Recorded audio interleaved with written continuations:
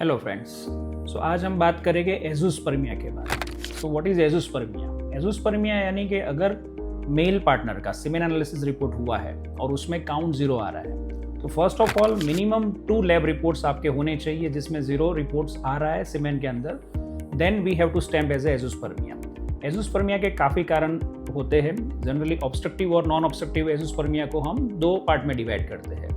सो obstruction यानी कि testis में स्पर्म प्रोडक्शन होता है, और अगर थ्रू एक पाइप रहती है जिसको हम वास डिफरेंस बोलते हैं, वहाँ पे कोई ब्लॉकेज है, कोई इन्फेक्शन है और उसके कारण अगर स्पर्म 0 है, सो वो हम उस हिसाब से ट्रीटमेंट करके पेशेंट्स को जो है आगे प्रेगनेंसी के लिए गाइड करते हैं।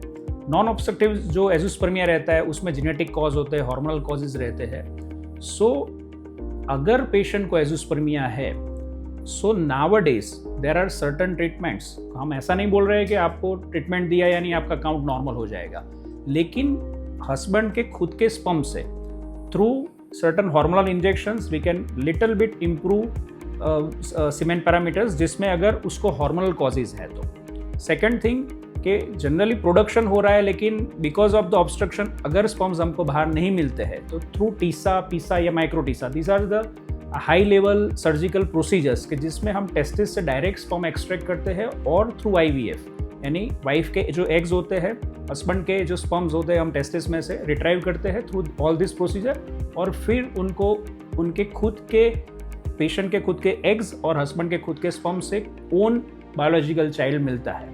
सो if you find azoospermia in your semen parameters, go to the fertility consultant, they can guide you, and with lot of advance treatment husband के खुद के स्पर्म से प्रेगनेंसी पॉसिबल है। Thank you.